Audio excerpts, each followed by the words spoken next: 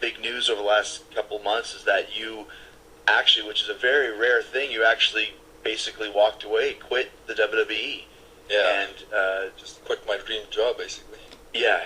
Just quit the dream. And now, what? Obviously, that's a huge decision for you. Probably something you've been thinking about for a long time. What was the mindset that led you to quit? Oh man, where do I start? It's been coming for about a year or so. I don't even know on the day what it was that triggered it, but it's just like I've been moving down on the card, and I've been trying really hard, to get back up, and I've been working on this new character, and like everything they told me to work on, I did, and I went back to NXT, I worked on some stuff, and like nothing I did seemed to work, and it was just like, it was kind of frustrating. So, I kept trying, and, nothing happened over this past year, and I was just like, you know what, somehow they're just killing my creativity. I see myself as an artist, and I want to show people what I can do, and they're not giving me that platform. They're not putting me on TV enough to show people what I can do. And I was like, on that day, I was just like, I'm done.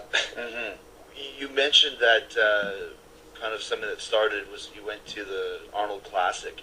Yeah. When you were off.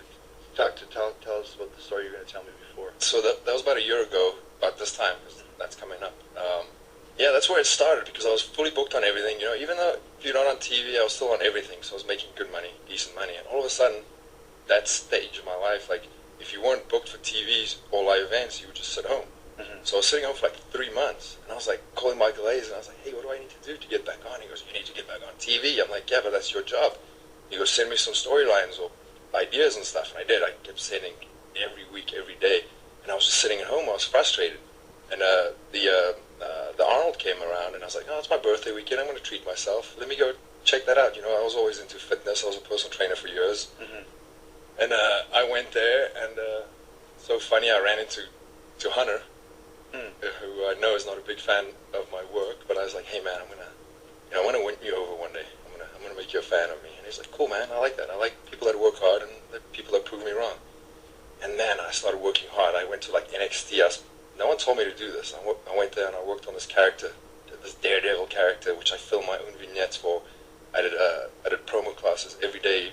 Dusty Rhodes helped me out a lot with some stuff, and all the trainers at NXT were great. They helped me out with like a new moveset, knew everything, and I just like that. They never gave me a chance to do that.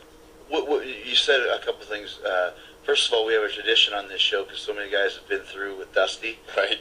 You got to give me a Dusty imitation on how he helped you out. Well, this is how I see it, baby. This character, he's like Jeff Hardy, but he's also kind of like, like a rock star. And funny story, actually, when Adam Rose debuted, Dusty came up to me and he goes, that's what I wanted you to be in FCW. I was like, well, why did you never tell me that?